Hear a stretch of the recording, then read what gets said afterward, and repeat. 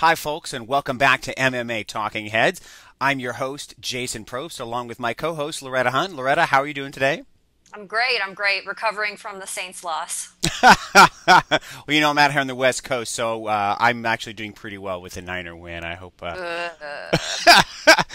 that being said, we wanted to move on and talk a little bit about last night's UFC 142 down in Rio de Janeiro in Brazil, and a big fight between Vitor Belfort and Anthony Johnson. Belfort winning by rear naked choke in the first round. But there was a lot of pre-fight drama with this, especially coming into the bout, Loretta. And I wanted you to talk a little bit about Johnson coming in 11 pounds overweight, and then they had a big match. Belfort wins, but a lot of drama both before and after the fight. And what exactly happened down there in Rio? Well, he obviously didn't make weight coming in. This is his third time on record that he hasn't made weight in the past couple of years, and the irony was that he was moving up to the middleweight division so he wouldn't have weight cutting problems anymore. But as of this morning, we're finding out from Brazil that Dana White has indeed released Anthony Johnson from his contract. I personally think that is absolutely the right thing to do. He was contracted to make this weight. It's on a physical contract he signs that he will make this weight.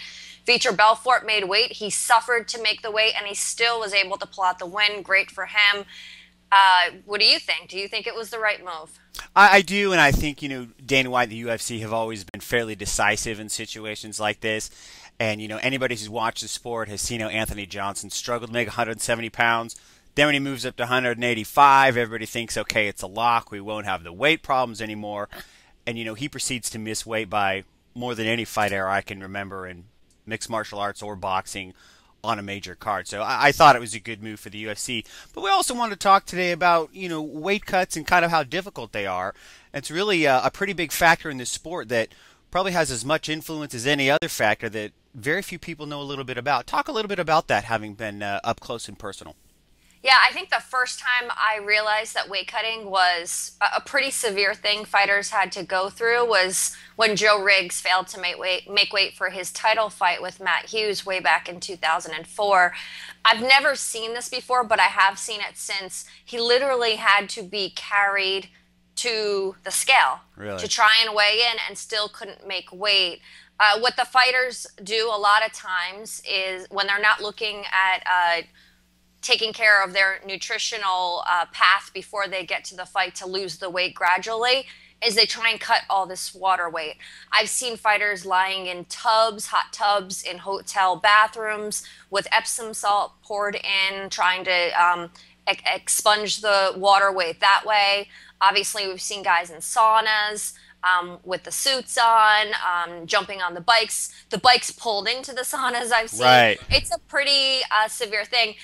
It's interesting because I think the fighters have gotten a lot better at hiding all this stuff that they do to lose weight. Absolutely. Because it hasn't been so much of an issue lately. But with Anthony Johnson not making weight again, I'm starting to think that it is becoming an issue. I like that Joe Silva is pretty good at pointing to guys with the better division. Sometimes guys fight in a division and they should be fighting down a bit. We see that a lot. They'll jump from 155 to 145 and so on. Kenny Florian. Yeah, get rid of. Well, Kenny Florian is, he's jumped 5 weight classes. I don't know if if all of that that's a good example. But I think there's most cases where Joe Silva says, hey, if you cut a weight class, I think you'll be at optimum level there. Some guys carry around a little pudge, and it's body weight that they can get rid of where it seems that it's healthy and they're going to be at their optimum weight to do as well as they can. I've always liked that. Joe Silva has a very good eye for that. In this case, Anthony Johnson just couldn't make 170, tried to go up to 185, and all these questions were raised when he couldn't make weight. He was 11 pounds over. There was talk that last week during a conference call, he said he was 218 pounds. So, Right. 10 days out from a fight, he is, how many pounds is that? That's 20-something plus almost 30 pounds. Yeah, that this guy 218. had to lose in 10 days. And I just don't think there's any way to do that in a healthy way. and it's all on him. And to say, oh, it was medical reasons, yeah, of course it was medical reasons, unless there's some extenuating circumstance that he's just hiding from us. And if he did have that circumstance, I think he would have gotten it out by now to tell us and set the record Right. straight. His body was shutting down because his body would not allow him to lose any more weight. That's why he was getting sick. Right, and I think that was the medical quote unquote condition, and we still obviously only Johnson really knows, but like when you said Joe Silva talks to guys that maybe have a little pudge or a little undersized. Anybody that saw a video of Anthony Johnson last week training saw that two things: one, he looked absolutely huge, and he was as muscled as ever. So when I heard he was 218 on that conference call, I didn't have any doubts. I mean, he looked like an NFL strong safety. I mean, he was huge. And I think so much of the disappointment and controversy over this is we've seen how talented this young man is. We've Yeah. seen his performances, how hit and miss he's been. He moves up to 185, and then he blows it on the scale of blowing it worse than he ever has before. So I really thought it was disappointing for everybody involved. I thought it was a great win for Vitor Belfort considering the situation.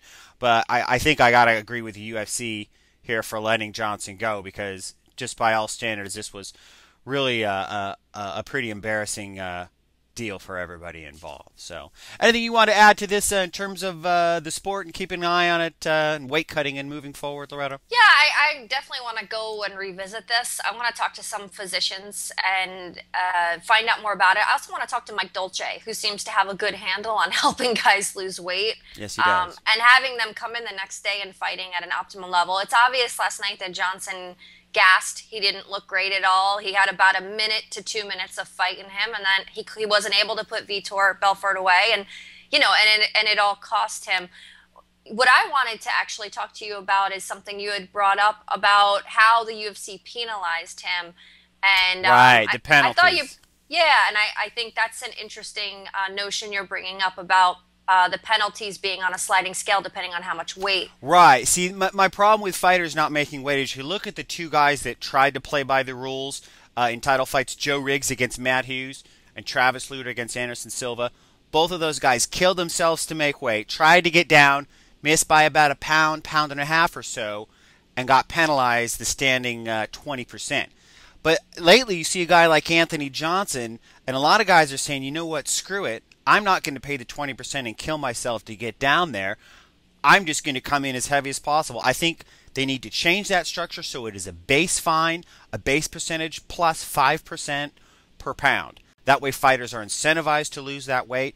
And that way a guy like Anthony Johnson that's 11 pounds over the 186-pound limit, he's going to pay 55% of his purse plus a base fine because there's no way that a guy that tries like Luder or Riggs and kills himself and falls a little bit short should pay the same fine as Anthony Johnson, who obviously didn't even come remotely close. I think they need to change that or do something like that to incentivize guys, because otherwise guys are just going to mail it in like Anthony Johnson and pay the flat fee, and because they want to win. So those are just Right. my thoughts. Those are just my thoughts on it. But a lot of things going on. UFC 142 is behind us.